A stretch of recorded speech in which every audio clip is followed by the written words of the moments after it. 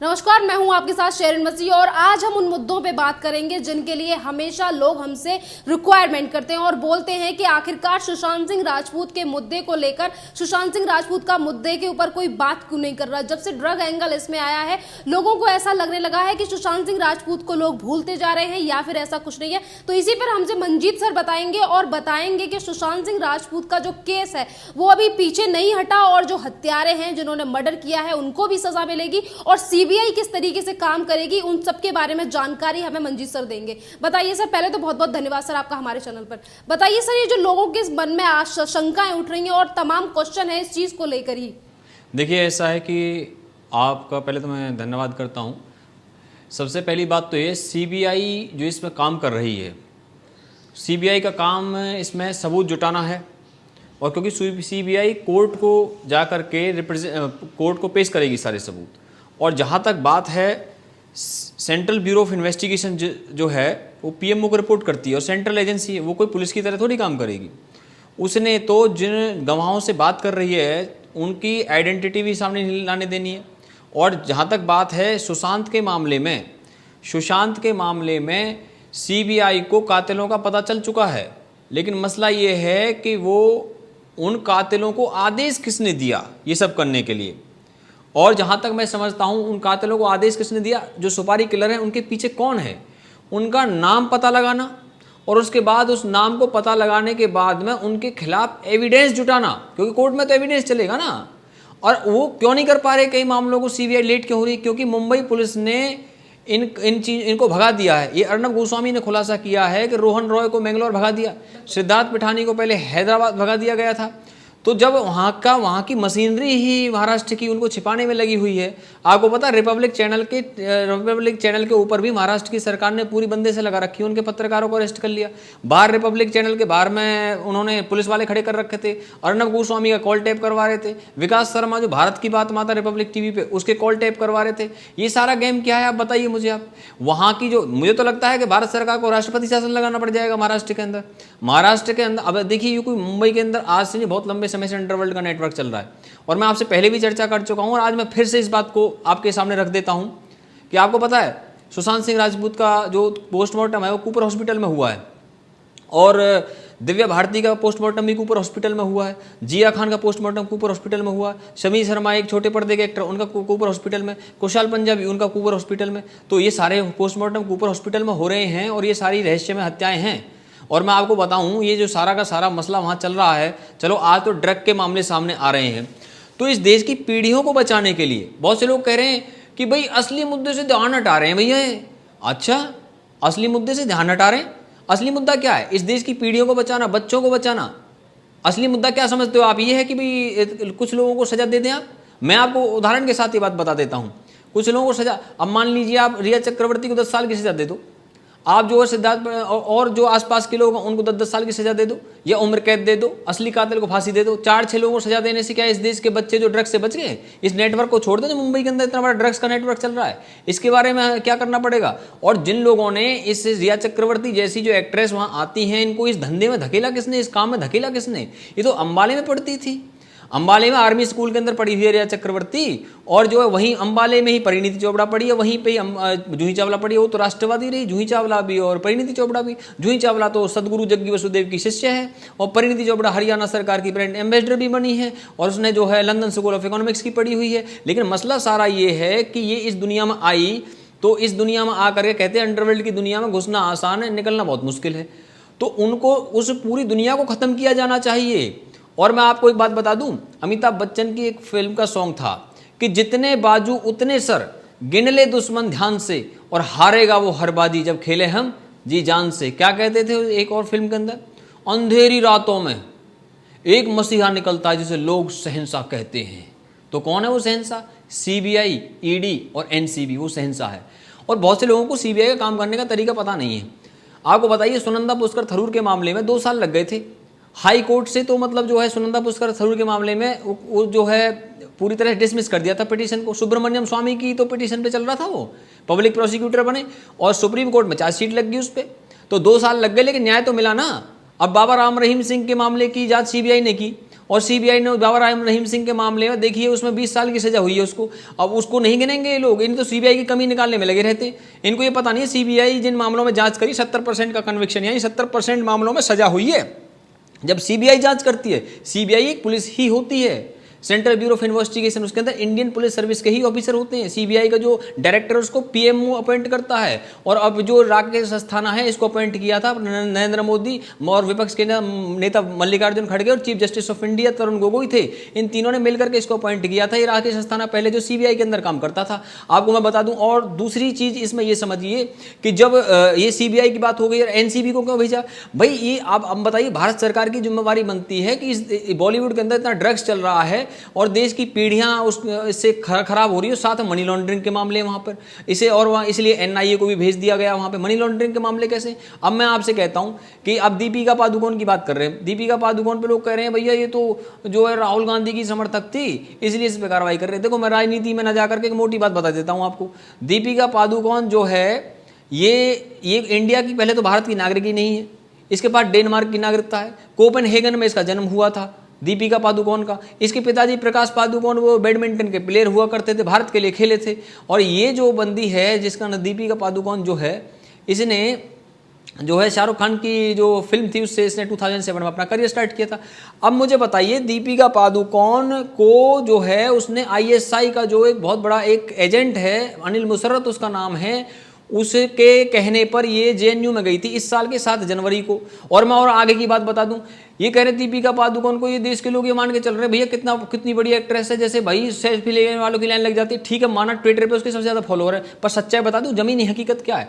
Big boss के अंदर गई थी ये इसी साल में जनवरी के अंदर, और बिग बॉस में जब गई थी तो जो बिग बॉस की कंटेस्टेंट है शहनाज गिल और रश्मि देसाई और साथ में आरती सिंह, इसके साथ सड़क पे जब निकले ये, मतलब बिग बॉस के बाहर, घर से बाहर भेजा इनको घूमने के लिए बिग बॉस ने, तो जब वहां गए तो लोग सना शहनाज कर करके हाथ हिला रहे थे, लेकिन दीपिका पादुकोण को जनता ने हाथ नहीं हिलाया। इसका मतलब क्या है कि शहनाज गिल इससे ज्यादा पॉपुलर थी, ये बिग बॉस में दिखा है। जमीनी हकीकत कुछ और होती है। और जहां तक बात है ना, देखिए सबसे बड़ी चीज क्या है, उर्दू में कहते हैं कि उसके दरबार में देर कभी हो जाए, ये तो मुमकिन नहीं कि अंधेर कभी हो जाए, ना जाने किस रूप में वो हमसे मिला है यारो, और जिसका कोई नहीं उसका तो खुदा है यारो। एक दिव्य ताकत है जो इन सब की जांच करा रही है। और पता है ये जो भारत के लिए एक बहुत बड़ी चीज हुई है, हिंदुस्तान के लिए, क्योंकि इस देश को तो परमात्मा बचाता है। क्योंकि देखिए कहते हैं ना, रिश्ता दिल से, दिल के एतबार का, और जिंदा है हम ही से नाम प्यार का। ये राज कपूर की फिल्म का सॉन्ग है। अरे भाई मेरे, हमने करना क्या चाहिए, किस लिए आए थे, क्या क्या बन गए हम लोग। ये बॉलीवुड के अंदर आप एंटरटेनमेंट करना था देश की पीढ़ियों को, आपने क्या करना था, वो आपको उस मैसेज देना चाहिए था। लेकिन कहते हैं ना उर्दू के अंदर, किसी काम से आए थे और किसी काम के नहीं रहे। तो किसी काम से आए थे और किसी काम के नहीं रहे। और आज के टाइम में पता है ये जो है, जिन ये पीआर एजेंसियां जो है हायर करके और जनता के बीच में अपनी इमेज बनाने में लगे रहते हैं, और अपने आप को उन पीआर एजेंसी जैसे कहती हैं ऐसे ऐसे करते जाते हैं। अब आप देख लीजिए, वो पीआर एजेंसी के लिए ड्रग्स की पार्टियां आयोजित करवाती है। क्वान मैनेजमेंट नाम की जो कंपनी है, ये जो है इस कंपनी जो है ये एक talent management company. Talent management company क्या होती है? ये मीडिया में आपका ब्रांड को मैनेज करते हैं। यानी कि अगर मान लीजिए किसी को दीपिका पादुकोण से एडवर्टाइजमेंट करवानी है अपनी कंपनी के लिए, तो इनकी इस क्वान मैनेजमेंट से संपर्क किया जाए। और ये सिर्फ क्रिकेटरों का भी करती है। इसके जो क्लाइंट कौन कौन है? दिनेश कार्तिक है, रविचंद्रन अश्विन है, और दीपिका पल्लिकल है, और शिखर धवन है। मैं आपको बता दूं, और इतना ही नहीं है, इसी जो है इसने ही जो ड्रग की पार्टी आयोजित करवाने का आरोप लगे हैं। जया साहब भी इसके लिए काम कर रही थी। जया साहब तो जो वहाँ उसके कॉर्नरस्टोन में भी काम करती थी। कॉर्नरस्टोन वो कंपनी है जिसके अंदर दिशा सालियान काम करती थी, और जिस कंपनी के लिए दिशा सालियान ने काम किया, कमाल देखिए शरण जी, उस कंपनी के मालिक ने उसकी बिल्कुल जांच की डिमांड नहीं की दिशा सालियान के लिए। बताइए क्या हो रहा है, क्या हो रहा है बताइए। अरे जिसके लिए काम करते हैं थाली में छेद तो इसको कहते हैं। सर यहाँ पे लोगों का ये सवाल भी है कि कहीं ना कहीं सुशांत सिंह राजपूत और दिशा सालियान की मौत जो हुई है वो एक दूसरे से इंटरलिंक्ड है, और ये एक मतलब जैसे कि इंटरलिंक है। और यहाँ पे अगर एक का खुलासा होता है तो दोनों ही मौतों कैसे हुई थी सभी लोग जानना चाहते हैं। कुछ लोगों का ये भी कहना है कि आखिरकार हमें कितना और वेट करना पड़ेगा जब हमारे सामने सच्चाई आएगी। ऐसा मैं आपको बताऊं, सच्चाई छुप नहीं सकती झूठे उसूलों से, और खुशबू आ नहीं सकती कागज के फूलों से। आपको बता दूं मैं, सच्चाई आएगी, सीबीआई प्रेस कॉन्फ्रेंस करेगी। भारत सरकार के अधिकारी, पता है सीबीआई कोई छोटी मोटी चीज़ है क्या? भारत सरकार के प्राइम मिनिस्टर को रिपोर्ट करती है सीबीआई। किसी छोटे मोटे मंत्री की भी औकात नहीं है जो सीबीआई से जाकर के इंस्ट्रक्शन दे सके या उनको बात कर सके। और मैं आपको बता दूं आपकी जानकारी के लिए, सीबीआई भारत की शान है, ये समझ लें इस देश के लोग इस बात को। ये क्या है कि इमेज, पुलिस की इमेज खराब करना, अच्छे ऑफिसर भी तो होते हैं, वो तो आदेश मान रहे होते हैं, सरकारी नौकरी करते हैं वो लोग, उन पे आरोप लगा दिए जाते हैं दुनिया भर के। नौकरी करने वाले हैं, इंडिपेंडेंट करके देखो ना एक बार। ये दो इसके पीएमओ के आदेश पे सीबीआई वहां गई हुई है और प्राइम मिनिस्टर ऑफिस को वहां रिपोर्ट करेगी। और मैं आपको बता दूं, देखिए क्या कहते हैं ना कि गलत आप भी नहीं है, ठीक हम भी हैं। सीबीआई प्रेस कॉन्फ्रेंस करके जानकारी देगी सबको, और मेरे सोर्सेज से मुझे जानकारी है कि जो बॉलीवुड के अंदर बड़े बड़े स्टार हैं ये अपनी ड्रग चैट्स को डिलीट करवा रहे हैं, आईटी प्रोफेशनल बुलवा करके। मैं खुद आईटी लाइन से हूं और इनको पता होना चाहिए ऐसे डिलीट करने से कुछ नहीं होगा। इसकी एक डिटेल कहाँ पे होती है, सर्वर पे होती है। और ये पता है कैसे कैसे गेम चल रहे हैं, आईटी की मदद लेकर के शरद पवार ने उद्धव ठाकरे से वॉइस ओवर आईपी पे बात की, यानी इंटरनेट कॉल करी। इंटरनेट कॉल किस लिए? क्योंकि मोबाइल में तो कॉल रिकॉर्ड पे जाती है और वो चुपचाप कॉल, उसमें किसका इलाज कर रहे थे? अर्नब गोस्वामी का इलाज कर रहे थे। अरे अर्नब गोस्वामी का इलाज कर रहे हो आप लोग? अरे ये कैसे, मतलब क्या चाहते, क्या हो आप? मीडिया को इंडिपेंडेंट काम करने देना चाहते हो, नहीं करने देना चाहते? इस देश की मीडिया ने, खासतौर पर रिपब्लिक टीवी और टाइम्स नाउ ने इस बार जो है कितना बड़ा काम किया इस देश के लिए। मैं कह रहा हूं अवार्ड मिलना चाहिए इनको। भारत देश के बच्चों के लिए लड़ रहे हैं मीडिया वाले।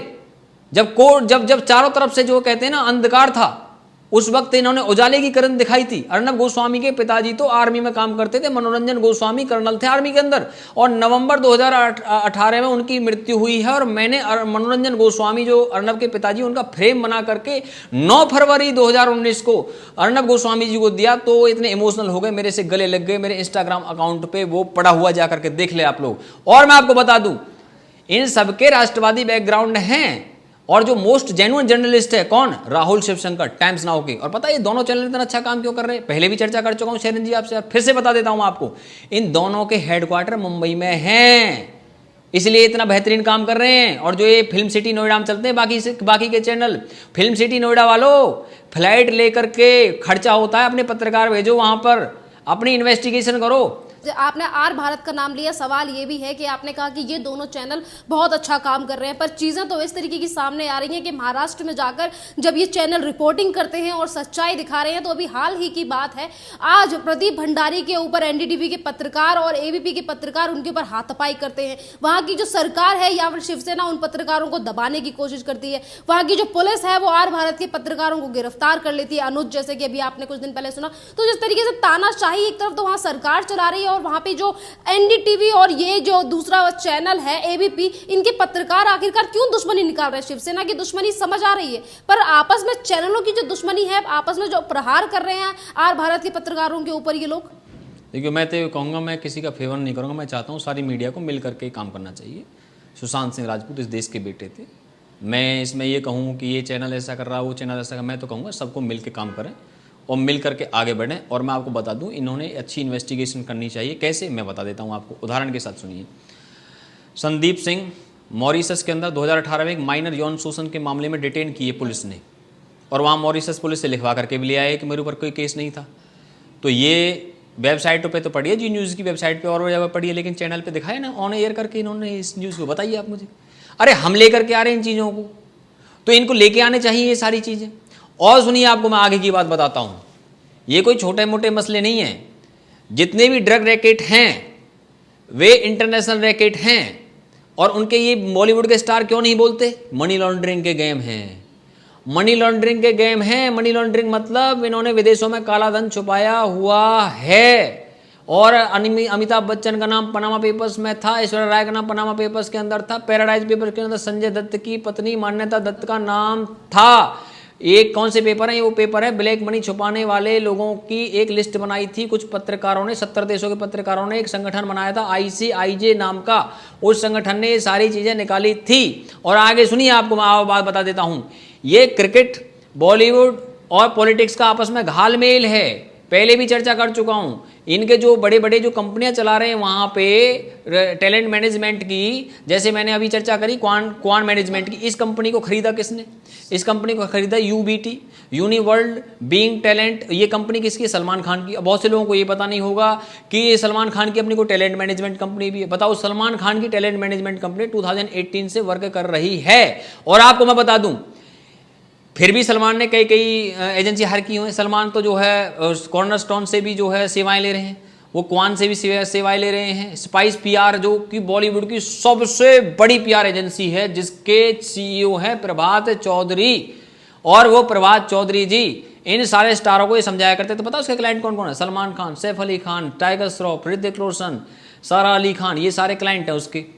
और ये इनको ये समझाया करते थे कैसे मैनेज करना है मीडिया में। और ये इन्हें ये भी समझाते थे प्रभात चौधरी साहब के भाई मी टू के आरोप लगे हैं तो आपने रिस्पॉन्ड करना मीडिया में। और उन्होंने चालाकी कर रखी है। ये क्या करते हैं, 10 कैमरे लगे होते हैं ना सामने, तो अपना पत्रकार भेज के उसी को जवाब देते हैं। पहले से सेटिंग करके रखते हैं, सारे सेटिंग के गेम चल रहे हैं, सेटिंग चल रही है। लेकिन ये सब चीजें अब हम आपके सामने रख रहे हैं। मीडिया तो मेन स्ट्रीम मीडिया तो इन चीजों को रखती ही नहीं है ना, क्योंकि मीडिया वालों को भी इनसे काम है। अब जैसे जी न्यूज का उदाहरण दे देता हूँ आपको।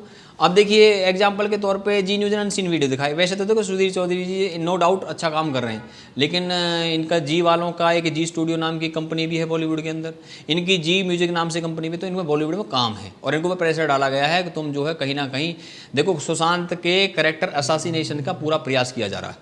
और रिया चक्रवर्ती खुद आरोप धुआंधार लगा रही है कि ये ड्रग्स लेता था, ये करता था, वो करता था। मैं पूछता हूँ, 4000 पेज की चैट रिया चक्रवर्ती की निकाली हैं किसने? ईडी ने, और निकाल करके सीबीआई को दी। उन 4000 पेज की चैट में सुशांत की कोई ड्रग चैट बताओ आप मुझे। अगर निकल जाती ना शरण जी, तो मुंबई पुलिस ने उनको प्रेस कॉन्फ्रेंस में रख के दिखाती सारी दुनिया को, देखो सुशांत ड्रग्स चैट कर रहा है। और यहाँ पे हमारे लोग जो व्यूवर्स हैं उन लोगों को भी जवाब मिल गया होगा कि आखिरकार इतने ज्यादा बेचैन मत होइए, सुशांत सिंह राजपूत को भी न्याय मिलेगा। और जो ड्रग्स की जो पेडलिंग करते हैं, ड्रग्स में बड़े बड़े जो कलाकार हैं उनके जो नाम आ रहे हैं, इन सभी को सजा मिलेगी। और सुशांत के गुनहगारों को भी थोड़ा सा देर लगेगी, क्योंकि सीबीआई अभी छोटी छोटी चीजों को खंगाल रही है, जैसा कि मंजीत सर ने बताया। बहुत बहुत धन्यवाद सर आपका हमसे जुड़ने के लिए।